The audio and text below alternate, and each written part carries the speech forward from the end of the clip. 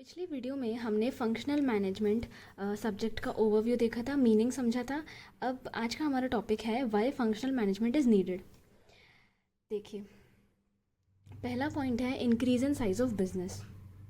अगर एक छोटी सी शॉप है, ओनर खुद परचेज भी कर सकता है, सेल्स भी देख सकता है, अकाउंट्स भी, तो चल जाता है। लेकिन जब वही बिज़नेस एक लार्ज कंपनी बन जाता है तो एक पर्सन के लिए सब कुछ मैनेज करना पॉसिबल नहीं होता। बिजनेस बढ़ता है तो काम भी बढ़ जाता है, इस वजह से हमें डिपार्टमेंट्स की ज़रूरत होती है। नेक्स्ट पॉइंट है स्पेशलाइजेशन। देखिए, हर काम के लिए अलग स्किल चाहिए।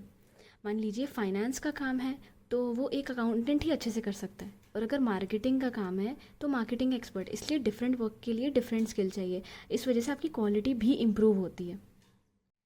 इसके बाद थर्ड पॉइंट है एफिशिएंसी। देखिए, जब एम्प्लॉयज़ अपने स्पेसिफिक एरिया में काम करते हैं ना, तो स्पीड और एफिशिएंसी दोनों ही बढ़ जाती है। फोर्थ और लास्ट पॉइंट है बेटर कंट्रोल। देखिए, कंपनी के टॉप मैनेजर्स जो हैं वो हर छोटी छोटी एक्टिविटीज़ को डायरेक्टली मॉनिटर नहीं कर सकते, क्योंकि इतना सब कुछ होता है। तो इस वजह से ये जो डिपार्टमेंट्स हैं ना, ये हेल्प करते हैं। तो कंट्रोल बहुत अच्छा होता है। इससे एक नया कॉन्सेप्ट निकल के आता है जनरल मैनेजर का और फंक्शनल मैनेजर का।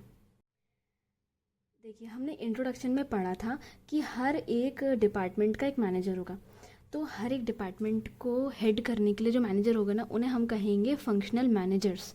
ठीक है, हर डिपार्टमेंट का अलग होगा। फाइनेंस का अलग, एचआर का अलग, मार्केटिंग का अलग। और इन सब मैनेजर्स को भी जो हेड करेगा वो होगा जनरल मैनेजर।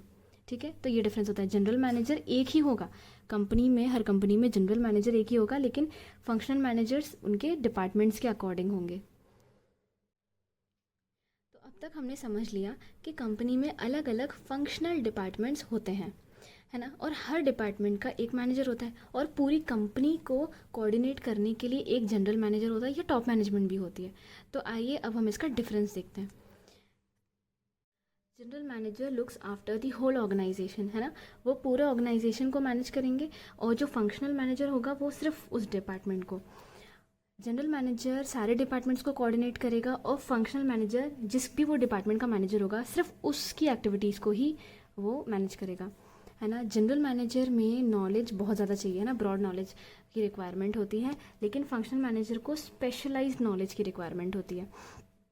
जो जनरल मैनेजर है वो पूरे डिसीजंस लेगा, है ना, सब डिपार्टमेंट्स को ध्यान में रखते हुए ओवरऑल डिसीजन लेगा। लेकिन फंक्शनल मैनेजर सिर्फ अपने ही डिपार्टमेंट के डिसीजंस ले सकता है।